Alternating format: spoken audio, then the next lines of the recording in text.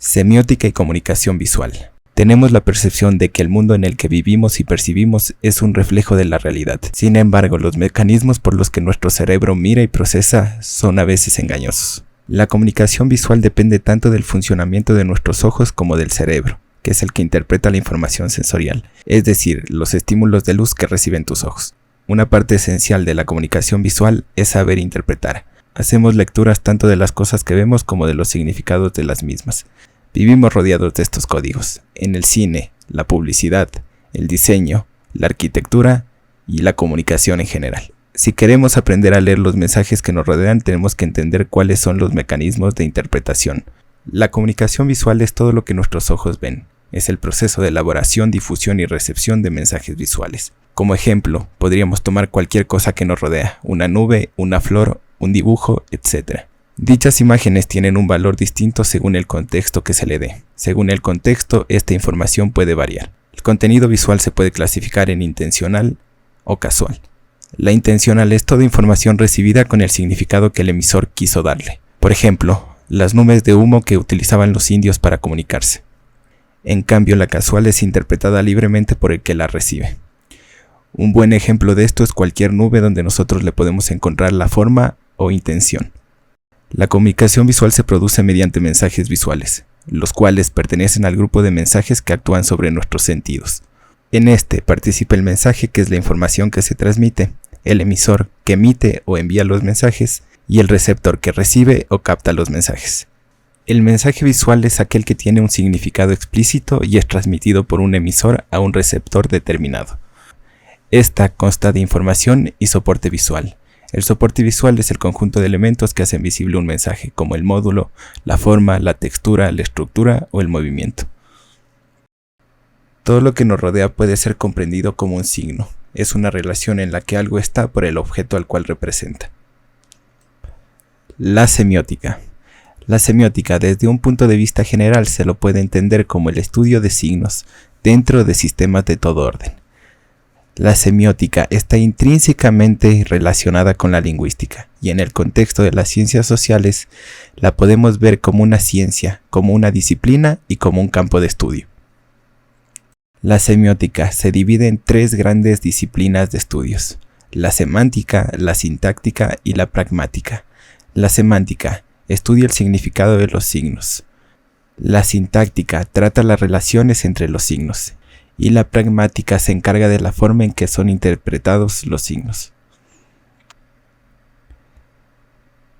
Ferdinand de Saussure, como padre de la lingüística, define al signo como una diada, en la que el significado y el significante tienen una relación íntima, en donde el significado será el concepto y el significante la huella psíquica del signo.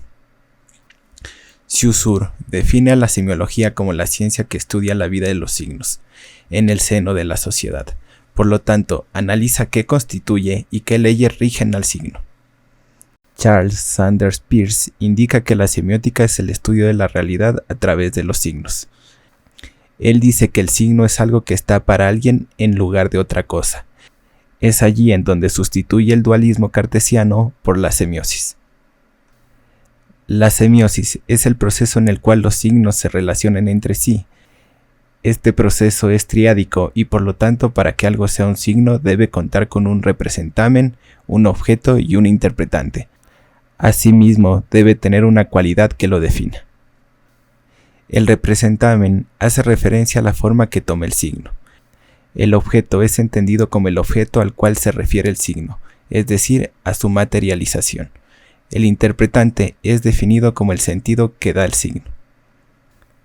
En el fondo es lo que produce el representamen en la mente de la persona.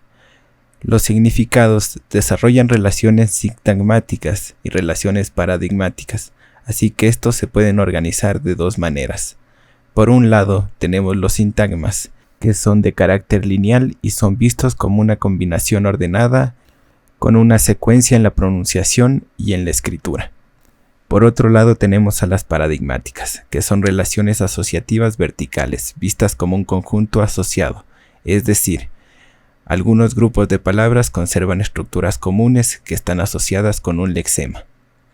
Por ejemplo, la palabra pan, panadero, panadería, panetón, etc. Otros autores, como Barthes, Greiman y Eco, amplían sus estudios y teorías alrededor de la semiótica y nos muestran que el signo también se utiliza para el análisis de textos, donde se aplican conceptos con la connotación, que hace referencia a las asociaciones socioculturales y personales del signo, es decir, es más subjetiva y social. Luego tenemos la denotación, que es más directa, y esta hace referencia al significado literal del signo. El análisis sintagmático, que estudia la estructura de un medio y la relación que hay entre sus partes. Tenemos también el análisis paradigmático, que le da más importancia a los patrones que a las relaciones superficiales del texto. Figuras retóricas. También podremos encontrar figuras retóricas. Entre las más utilizadas encontramos a la metáfora. Este es un instrumento que permite entender mejor el código. Este expresa lo no familiar en el enunciado. También podemos encontrar la metonimia, que hace referencia al fenómeno de cambio semántico por el cual se designa una con el nombre de otra. En nuestro diario vivir podemos analizar cualquier discurso, texto o imagen con base a estos conceptos. La semiótica y comunicación visual nos sirven para analizar nuestra realidad, nuestra cultura o nuestro lenguaje.